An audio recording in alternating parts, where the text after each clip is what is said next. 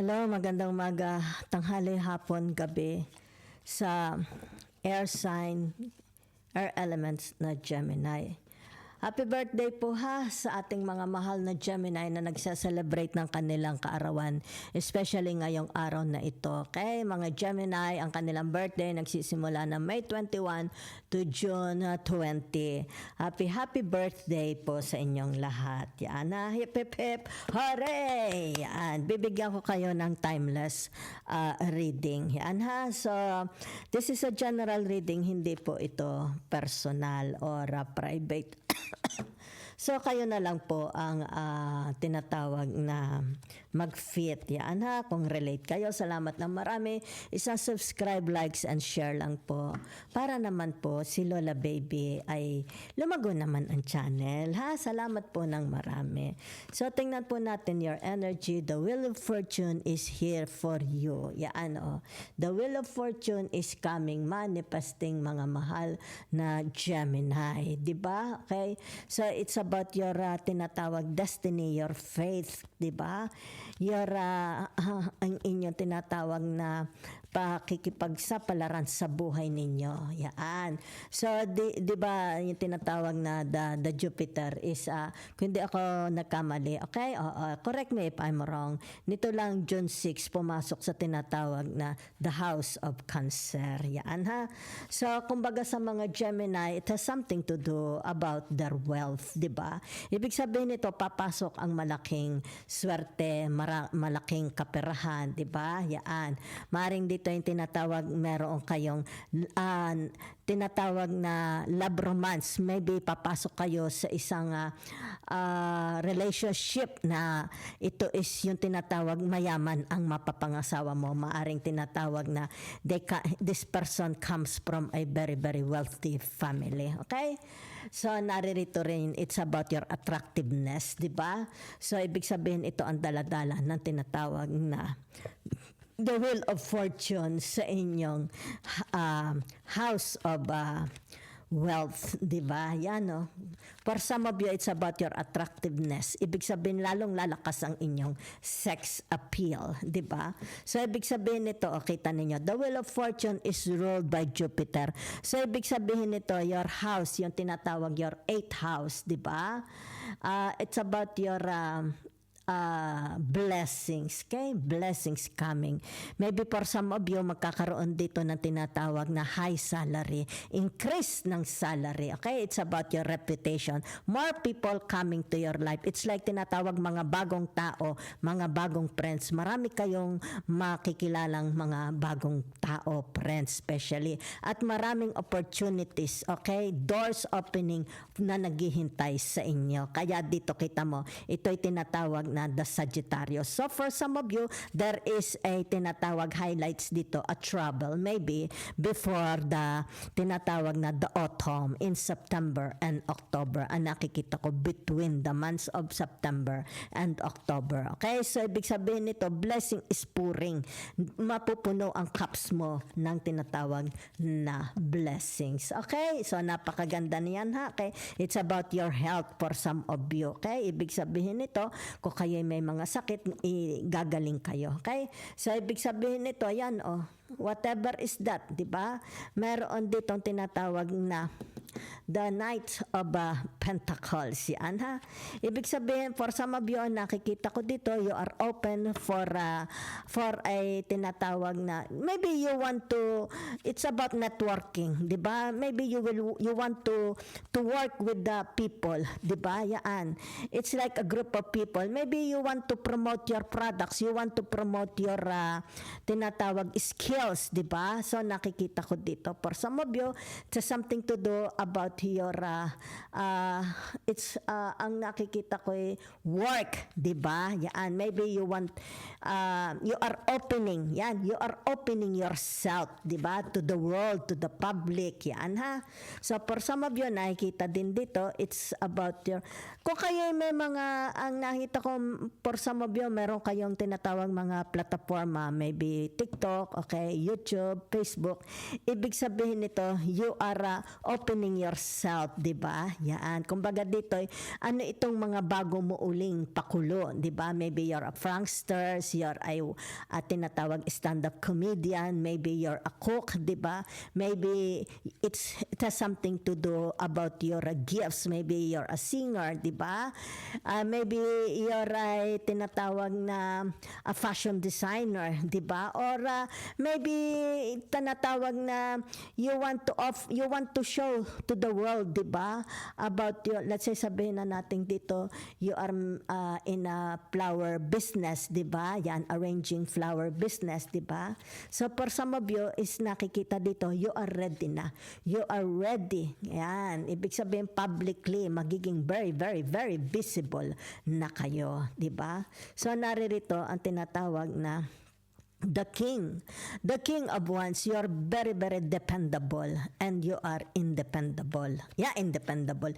Tinatawag na independent, di ba? You're on that. It's like tinatawag dito na you work, okay? You work alone. It's like you work alone, nakikita ko dito, ha? It's like sinasabi mong you're the best of the best. Kaya narito ang the wheel of fortune. Ito yung tinatawag sinusugundahan. The strength, okay? Tinatawag pinagsanib, lakas, okay? So you're the best of the best. Pagdating dito sa tinatawag na the Knights of Pentacles, di ba? It's like tinatawag, it's about your credibility. It's about your originality, di ba? It's about your tinatawag na ideas, di ba? Your ideas is different from others, di ba? What you offer to them is very, very nakikita dito, the best, okay? You're the best of the best. Yun ang nakikita ko, ha? So, for some of you here is tinatawag, okay? Don't mind these people, di ba? Don't mind because inggit lang sila sa inyo, okay? Inggit lang sila. It's like tinatawag the good and the bad, the angels and the devils, di ba? The darkness and the light, di ba? It's like you are showing them the light but they don't want, di ba? It's like tinatawag ito yung iyong mga number one na critics, di ba? Yung mga number one bashers mo, di ba? Kung sino itong mga ito. Di ba? Hindi naman maalis yan. It's like tinatawag part of your existence na yan, Gemini. Okay? Don't mind them. Okay? Kaya nga dito, you don't mind them. You don't look at them. But you see them, di ba? You see them, but you don't. Ibig sabihin, you will not, you will not give way para sila is manalo, di ba? Yan. So, ibig sabihin nito, narito ang tinatawag na the Ace of Cups. Yan na. Ibig sabihin nito yung tinatawag doors opening for you. Okay? And there is a new relationship. Yan. For some of you, whatever is this, may kinalaman ito about blessings. Diba? It's like tinatawag na people are very, very interested of what you are offering. Diba? Yan o. Ibig sabihin nito, yung tinatawag kung ano man yan, it's more about tinatawag na a relationship. Very, very blessed. Blessed ang relationship. Once na ikaw is nakipag-connive sa kanila, pumasok ka dito. Diba? Yan, it's about tulungan. So, narito ang tinatawag na the Emperor. Okay? Ibig sabihin nito, yung tinatawag the good intentions of them, kung sino man ito, sa tinatawag na the Ace of Cups. Okay? Ibig sabihin nito, yung tinatawag, hindi sila nakikipaglokohan sa iyo. Yan ha? It's like tinatawag, let's talk about business, di ba? Let's talk about marriage, love, di ba? Partnership. Ibig sabihin nito, nakasalalay, nakasentro ang tinatawag na Panginoong Diyos, di ba? So whatever is this, it's like tinatawag narito ang tinatawag na the page of wands. Yan ha. Ibig sabihin nito, magkakaroon dito ng transparency. Yan ha. Dito, kita ninyo, okay? Transparency. Yan ha. So, maganda ha. The offer, it's like tinatawag, the offer is clean, the offer is healthy, the offer is tinatawag genuine. Yan, magkakaroon ng transparency ha. Between you and them. Yan ha, okay? So, ibig sabihin nito, actions, di ba? Actions. people, yan. Whatever is this, investments, business, love romance, diba? Marriage, diba? Marriage proposal, maaaring dito. Nakikita ko dito, napakaraming taong very, very attracted sa inyo, okay? Mga mahal na Gemini. It's like they can see the purity of your soul. They can see the purity of your intentions, yan. Kung kaya dito, naglalapitan na sila. So, ibig sabihin nito, manifesting ito, manifesting. Especially, sa tinatawag na before the autumn season, they are waiting for you, okay? Family is waiting for you. If this is about tinatawag na nakikita ko dito a travel plan, maybe you will go back to the Philippines, maybe you working abroad, di ba? Ibig sabihin nito, for some of you, sabihin natin baka bakasyon or ending of your contract, di ba? So the family are eager, okay? They are waiting for you, especially kung sino man ito, the emperor. Maybe this is your mother, this is your father, with the tinatawag masculine energy, okay? So whatever is this, you will be, it's like tinatawag, you will be offered, yan, doors opening, opportunities, jobs, yan, tinatawag na interaction, okay? Friendship, okay? Partnership, ayan na, ayan. Hayaan mo na lang ito, hayaan mo yan. Ibig sabihin niya yung mga tao walang magawa, okay? So, ibig sabihin nito, you're the star of all season. Para kang si Vilma Santos. Yan, oh. Yan. Ibig sabihin nito, yung tinatawag na they trusted you. Okay? They believe in you. Diba? It's like tinatawag na you are the sun. Yan. Ikaw ang tinatawag ligaya sa buhay nila. Diba? Ikaw ang araw sa buhay nila. Maraming naghintay sa inyo. It's like tinatawag the comeback. Okay? It's like comeback. The comeback. Hindi ko alam kung ano yon. It's like bagong ikaw. The new you. Diba? Yan. So, ibig sabihin nito, yung tinatawag, nakikita rin dito, yung tinatawag a group of people, maybe your friends, diba? They are very, very eager to see you again. Diba? Yan, no? They are very, very eager to see you again. Kung kaya dito, maraming mga demonyo. Maraming mga demonyo. It's like tinatawag na, paano kaya natin matatalo to si Gemini na ito? Okay? It's like tinatawag, inggit na inggit sila sa iyong kagandahan, sa iyong kabanguhan, sa iyong tinatawag kadalisayan, di ba? It's like that the heavenly bodies, the planets is looking upon you. Kumbaga dito yung tinatawag na we witness, okay? They are witnessing, okay? Your tinatawag katanyagan, okay? They are witnessing. It's like you are receiving guidance from the heavenly bodies. It's like all the stars in heavens are dancing. Okay? So narito yung tinatawag na the Three of Swords. Yan ha? So ano itong tinatawag na the Three of Swords? It has something to do about your relationship to people. Yan. Maybe nakikita ko dito tinatawag maraming taong naghihintay sa inyong tinatawag comeback. Okay? Comeback, coming back, appearance, di ba? It's like they are waiting for appearance, for your appearance, for kung ano man ito, di ba? So nakikita for some of you is you have no inhibition, you have no shame, di ba? Yan. Because nakikita dito, what you will, anong ikahihiya mo? Because, di ba? It's like your life is an open book, okay? Yourself is an open book. It's like you are open for service, okay? What you do to others, di ba? So, nakikita dito, kalinisan ng puso mo, di ba? So, ibig sabihin nito, maraming, it's like people, hindi ko alam kung sino itong mga taong naghintay sa inyo. You have a lot of admirers, a lot of secret admirers, especially secret admirers because of the Ace of Cups, okay? So, naririto ang tinatawag na the Nine of Cancers, di ba? Cancers. The Nine of Cups. Yan Pisces, Cancer, Scorpio.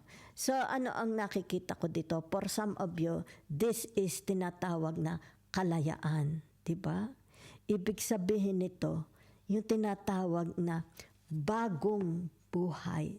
Since the Jupiter, okay, entered, tinatawag na the house of Cancer, di ba? So it has something to do about your wealth. It has something to do about love, It has something to do about nurturing, okay?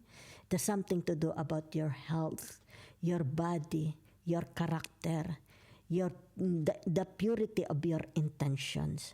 Sa tinatawag na the Nine of Cups, meaning to say, you have no inhibitions, you have no sadness, you have no guilt, di ba? It's like, here I am, di ba? Here I am, look at me, di ba?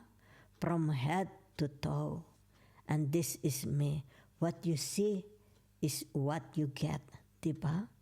So, ibig sabihin niyaan, the Gemini ruled sa tinatawag na the Jupiter, meaning to say, you will experience, okay, tinatawag na luxury, wealth, happiness, enjoyment, love, relationship.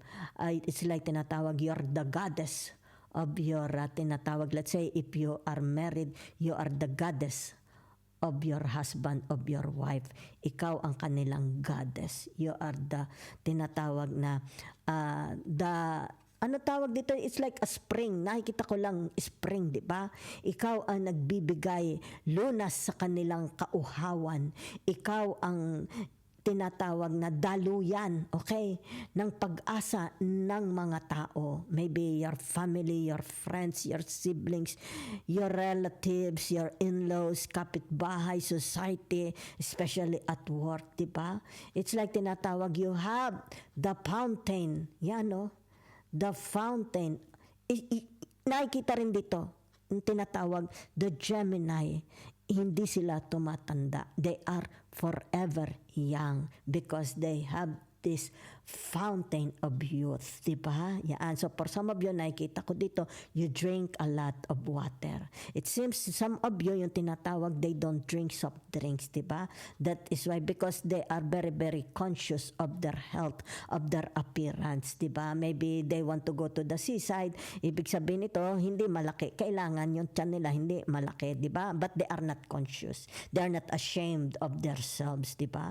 They have nothing to be conscious. Ibig sabihin, ano kaya hiya? Kung malaking tiyan ko, it's not a problem. If I have a varicose vein, it's not a problem. This is me. What I'm offering you, what I'm showing you, what you see is what you get. Diba? So, yan ha. Okay? Nakikita dito. Gemini. The new Gemini. Diba? Very, very attractive. The Gemini. Okay?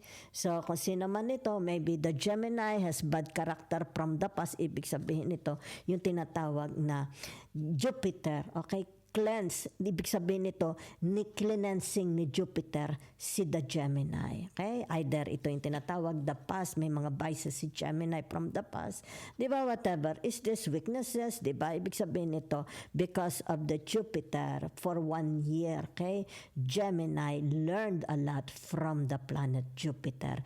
And the blessings of Jupiter is pouring, binubuhos, di ba? It's like tinatawag, walang, it's endless, perpetual. Ibig sabihin, walang katapusan ang blessing ni Jupiter kay Gemini. Okay? So kung kaya dito, Gemini, you will experience the tinatawag na kasikatan mo is tinatawag na gusto nila, okay? What you have, they want to, di ba? So, ito yung mga taong tinatawag, you don't have to give attention, okay? It's like tinatawag, nakikita dito, you will be, you have a very, very good heart. It's like tinatawag dito, you understand them, di ba? Bakit sila may mga ganitong attitude, character, ways, you understand them, di ba? Because you learned a lot from Jupiter for the past 1 year.